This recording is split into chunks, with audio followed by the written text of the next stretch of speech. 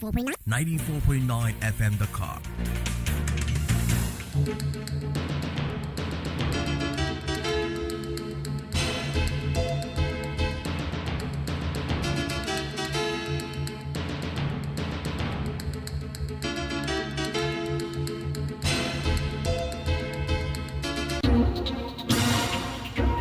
WADR, promoting dialogue. It's midday in Dakar and 1 p.m. in Lagos. Good afternoon and welcome to Newslink live on West Africa Democracy Radio 94.9 FM and around the world on WADR.org. First, our top stories. The Gambia Electoral Commission detects 24,000 double registrations after voter exercise. Biometric matching detected a suspected total of double registration amounting to 24,058 persons registered more than once. Troops neutralize terrorists in northeast Nigeria and rescue abductees. Reaction trails restriction on the movement of high-powered motorcycles in Mali. The government's decision to ban the use of these motorcycles is a welcome step. It may also have consequences for local communities. Benin and Cote d'Ivoire pledged stronger ties during Wadr's visit. Please stay with us for details of the stories and more. On the news, this is a more edit. Many thanks for joining our broadcast and a warm welcome to you all. Newslink kicks off from the Gambia, where more than 24,000 suspected cases of double voter registration have been uncovered by the Independent Electoral Commission (IEC). This follows the conclusion of the country's 2026 voter registration exercise. The discovery was disclosed at a stakeholder meeting to discuss electoral reforms and enhance transparency for upcoming electoral activities. WDL's Banjo correspondent Sagdana Mendy reports. The Independent Electoral Commission says it has detected more than 24,000 suspected cases of double voter registration following the completion of the 2026 nationwide voter registration exercise. Speaking at the Commission's monthly stakeholder meeting, IEC Chairman Joseph Colley disclosed that 212,095 people registered between 8 April and 24th May 2026. 212,095. Male, 96,581. Female, 115,504. Mr. Colley also revealed that 8,169 voters transferred from one polling station to another during the registration period. According to the IEC chairman, the Commission's biometric matching system identified 24,058 suspected cases of double registration during a verification process. The biometric matching detected a suspected total of double registration amounting to 24,058 persons registered more than once. He said individuals found to have registered more than once could face legal consequences, including prosecution or disqualification from participating in elections, as multiple registration is a criminal offense under Gambian electoral laws. Mr. Colley, however, noted that further adjudication is underway to verify the suspected cases before any final action is taken. He added that once the provisional voter list is published and the revising court process is completed, the final registration figures from the 2026 exercise will be incorporated into the voter register established in 2021. For Newslink on West Africa Democracy Radio, Sangdana Mendy, reporting from Banjul. Meanwhile, the Gambia's neighbor Senegal continues commemorative events marking the 100th birth anniversary of former President Abdoulaye Wade. A conference on its political journey and enduring legacy takes place today, Friday, at the African Renaissance Monument in Dakar. Although the former leader, who now resides in Versailles, France, stepped away from active politics, his role in advancing democracy and political pluralism in Senegal and across Africa continues to be widely acknowledged. Doudou Wade, a senior figure in the Senegalese Democratic Party founded by the former president, says Abdoulaye Wade's influence remains deeply embedded in the country's political and democratic evolution. Le Sénégal a eu toujours un régime démocratique multipartisan. Senegal has always had a multi-party democratic system in its constitution and laws. Yet, in the early years of independence, political parties were often dissolved, absorbed into the ruling system, or their leaders pushed into exile. In that context, Abdoulaye Wade succeeded in building a legally recognized opposition party. He showed Africans and Senegalese in particular that political power could be won through the ballot box rather than through force. At a time when many African leaders were being overthrown, imprisoned, or exiled, Wade championed democratic competition and the peaceful transfer of power. He also promoted political dialogue across the continent, bringing together political parties and opposition groups in Dakar and encouraging engagement among leaders who would not normally speak to one another. As president, Wade supported efforts to restore constitutional order in countries affected by coups and played a role in resolving political tensions in the region. Above all, Abdoulaye Wade was a steadfast defender of democracy and the rule of law. A été un combattant de la démocratie et du régime légal. Dodo Wade is a senior figure in the Senegalese Democratic Party founded by former President Abdoulaye Wade. More stories coming up on West Africa Democracy Radio. Newslink continues. We shift our focus now to security matters, but first in Nigeria, where the military troops of Operation Hadikai have recorded fresh successes in the fight against insurgency in the northeast, neutralizing terrorists and rescuing abducted civilians during coordinated operations across the country. The military says the operation are parts of ongoing effort to restore peace and security in communities affected by insurgent activities. WDR's Abuja correspondent Yechinus Sasechi reports. According to the military, the operations led to the neutralization of suspected terrorists, the rescue of abducted victims, and the recovery of arms, ammunition, and other items believed to be linked to insurgent activities. The victims, identified as Maryam Muhammad, 20 years, and her infant son, Bello Muhammad, 1 year and 4 months, were among those abducted during the terrorist attack on Ngoshi on 3rd March 2026. Military authorities say some of the rescued victims had been held captive by Boko Haram and ISWAP elements before being freed during clearance operations conducted by troops. The victims have since received medical attention and are being reunited with their families. The military also disclosed that several suspected collaborators were arrested during the operations and are currently undergoing further investigation. Security analysts say while the successes are encouraging, sustained operations and community cooperation remain critical to consolidating gains made against insurgent groups in the region. For WADR, Yechinus Sasechi in Abuja. Meanwhile, Mali's transitional authorities have banned the use of motorcycles with engine capacities of 125cc and above outside the country's major cities as part of efforts to address insecurity. Officials say armed groups frequently use the motorcycles to carry out attacks, making them a target of the government's security strategy.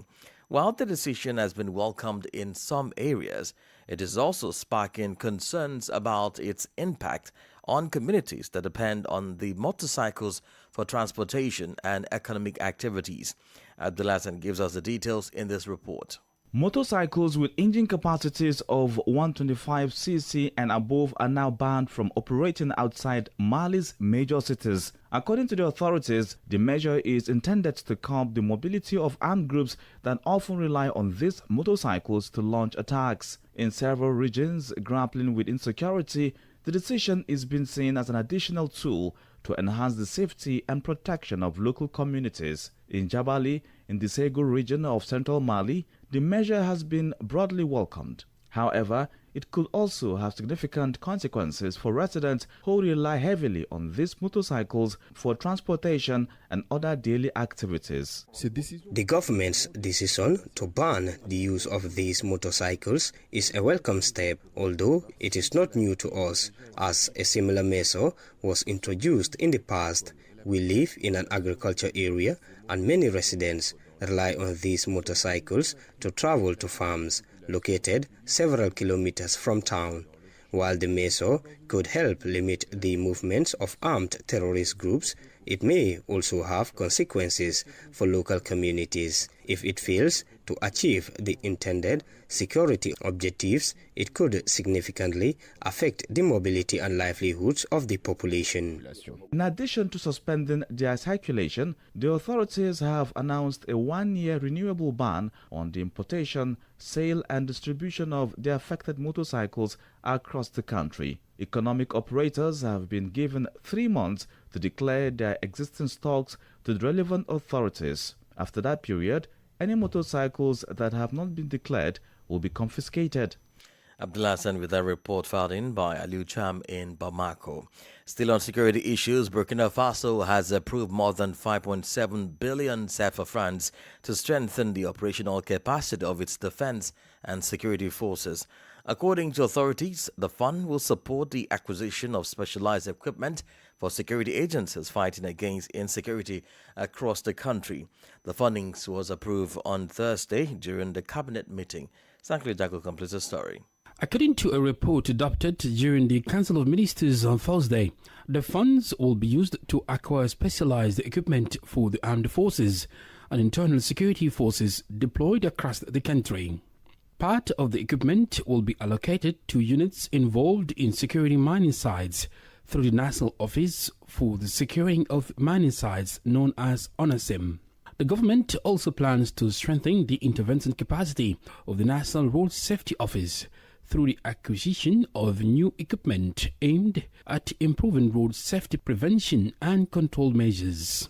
In addition, the program includes the purchase of uniforms and security equipment for students of the National Police School, the Police Academy, and personnel of the General Directorate of the National Police. Uniforms and operational gear will also be acquired for officers of the General Directorate of Water and Forest and members of the Labal Brigade.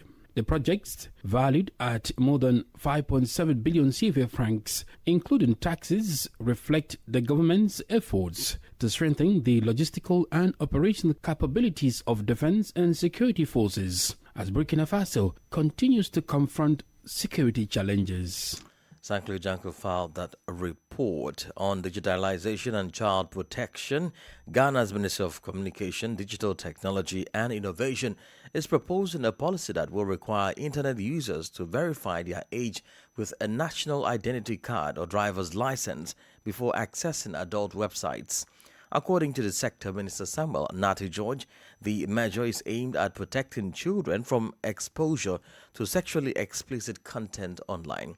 WDL's Accra correspondent Nadi Ditete reports. Concerns about children's exposure to online pornography are driving calls for stricter controls on access to adult content in Ghana. Communications Minister Samuel Nati George says age verification requirements for adult websites could help prevent minors from accessing sexually explicit material and strengthen child protection efforts in the digital space. Speaking at the 4th Inter-Parliamentary Conference on Family, Values and Sovereignty, the minister pointed to measures adopted in the United Kingdom where users must verify their age before accessing certain adult websites. Ask yourself why they are doing that. Because they've seen the danger and the damage that pornography and over-sexualization have done to a generation of young UK citizens. Mr. George says he intends to submit a proposal to Cabinet that would require users in Ghana to provide either a national identity card or driver's license before accessing X-rated websites. According to the minister, the initiative forms part of broader efforts to protect children as internet access expands and online content becomes increasingly accessible. He argues that safeguarding children online should be a shared responsibility and said society must take deliberate steps to preserve the values and well-being of younger generations. And that's why for us, we believe that in Ghana here, and we're working with going to Cabinet on that, to make sure that before you access any X-rated site, you must put either your driver's license or your national ID card so that we know who you are and who is going to that site, to prevent children from being exposed to such content. This is the real threat. Because when a child is over-sexualized at an early age, it affects their development, it affects their thinking, it affects even their morality and their values and their standards. If approved, the proposal would require users to prove they are at least 18 years old before gaining access to adult websites, placing Ghana among a small number of countries that have adopted mandatory age verification measures for online adult content. The minister did not indicate when the proposal would be presented to Cabinet. For WDR, Nadidi Tete, Accra. You're listening to Newslink on West Africa Democracy Radio, 94.9 FM Dakar, and online on wadr.org. Here is a reminder of our top stories. The Gambia Electoral Commission detects 24,000 double registrations after voter exercise. Troops neutralize terrorists in northeast Nigeria and rescue abductees. Reaction trails restriction on the movement of high-powered motorcycles in Mali. And still ahead, Benin and Cote d'Ivoire pledge stronger ties during Wadr's visit. And we do have a guest interview and sports news. Please stay with us. West Africa Democracy Radio. It's you speaking. Don't forget, you can follow us on our live streamings on YouTube and Facebook and listen to our live streams on wadr.org. Benin and Cote d'Ivoire have agreed to strengthen bilateral ties in several sectors. This follows the visit of Beninese President Roman Wadr to Cote d'Ivoire on Thursday as part of his West African tour. He was received in Abidjan by his Ivorian counterpart Alassane Ouattara. The two leaders held talks focused on strengthening relations between Abidjan and Cotonou. Augustin Kuli has the details. Roman Wadr was welcomed on arrival at Félix Houphouët-Boigny International Airport by Côte d'Ivoire's Vice President Djemoko Millet Kone before proceeding to the Presidential Palace for talks with President Alassane Ouattara. The meeting between the two leaders lasted just over an hour, according to a joint communique issued after the discussions. The talks centered on consolidating bilateral relations between Côte d'Ivoire and Benin. Both countries expressed a shared ambition to boost trade and investment, particularly through joint initiatives aimed at promoting sustainable and inclusive development while creating opportunities for young people and women. Presidents Ouattara and Wadr also underscored the need to strengthen regional cooperation mechanisms. They reaffirmed their commitment to the ideas of African integration and solidarity, as well as the importance of maintaining continuous dialogue among states. West African affairs featured prominently in the discussions. Confronted with ongoing security, economic and climate-related challenges, the two leaders stressed the importance of preserving peace and stability across the region. The visit to Cote d'Ivoire marks an important stage in the diplomatic tour undertaken by President Wadr since his inauguration on May 24. Prior to arriving in Abidjan, he had already visited Nigeria, Niger, Burkina Faso and Togo. Our Abidjan correspondent Marcel Harrison Blair's report then voiced by Augustin Koli. Politics, analysis on major news, social matters, and all. This is a guest.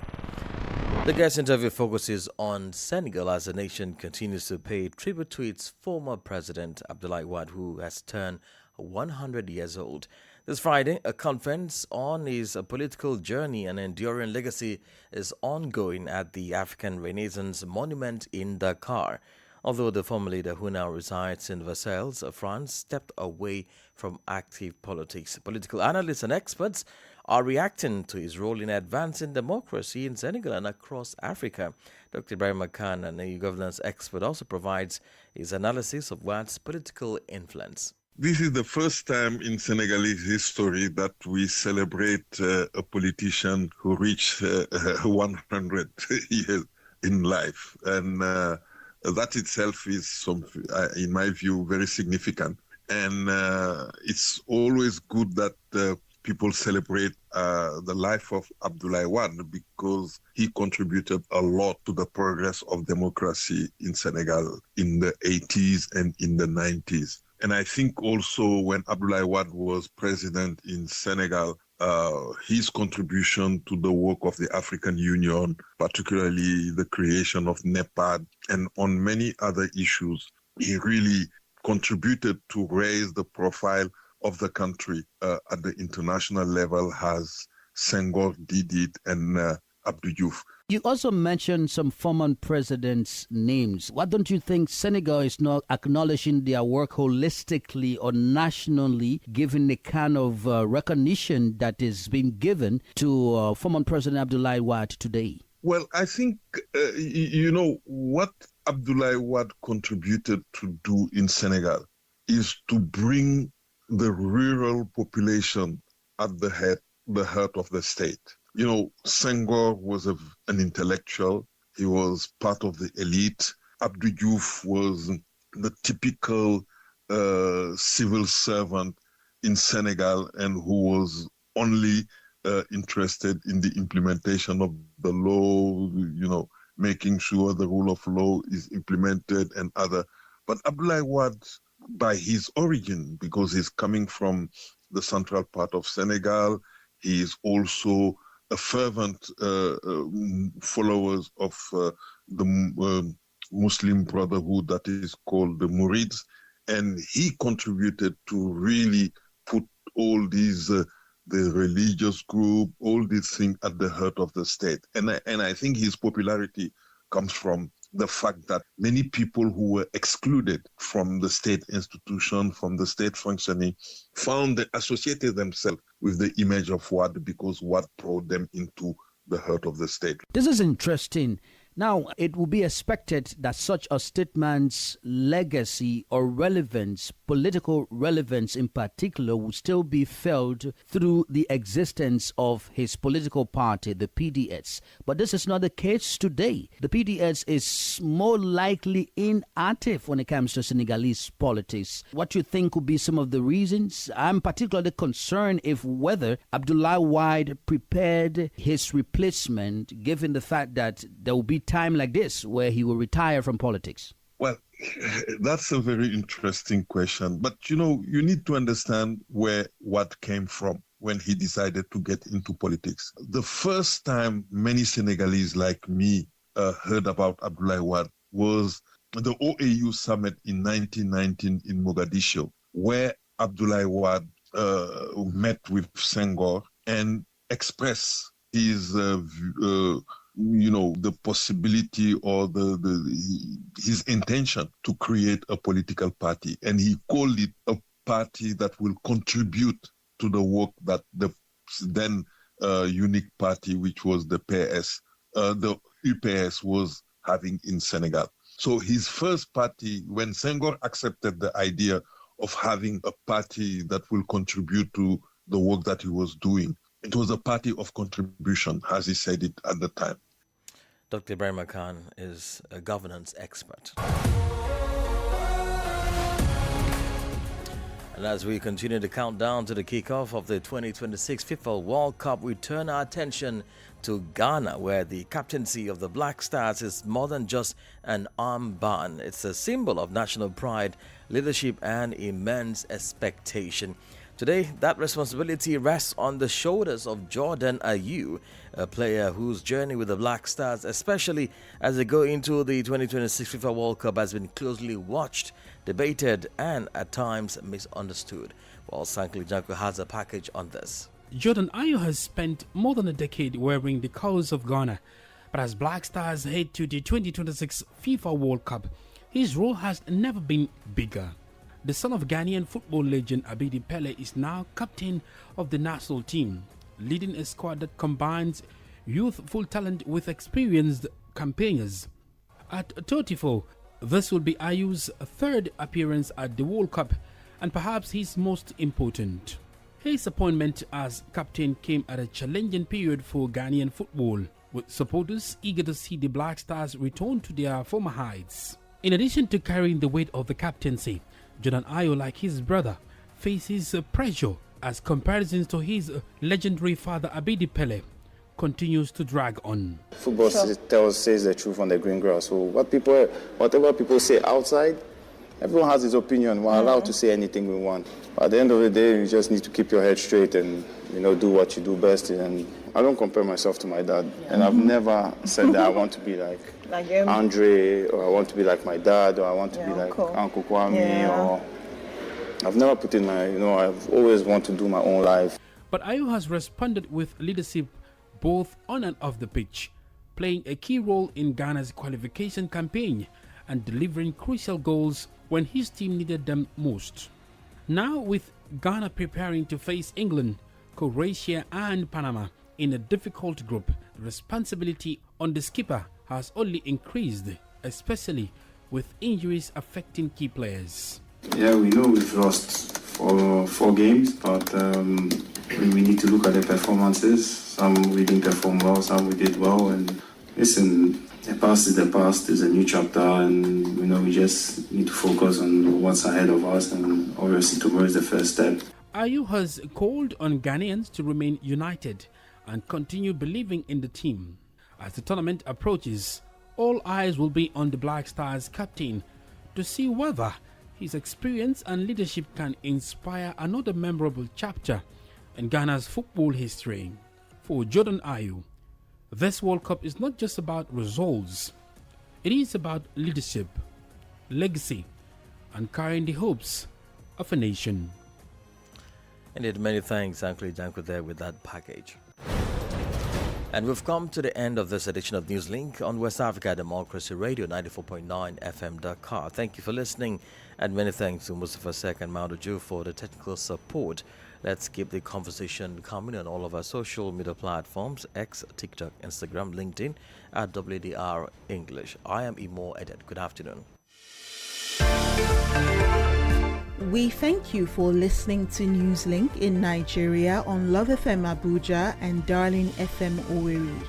In the Gambia on Hot FM Banjul, Hilltop FM and Veritas Radio in Serekunda. Thank you for listening on Alternative Youth Radio Lofa County, Liberia, Radio Kegaman in Nimba County, and DCN Radio Riverses County.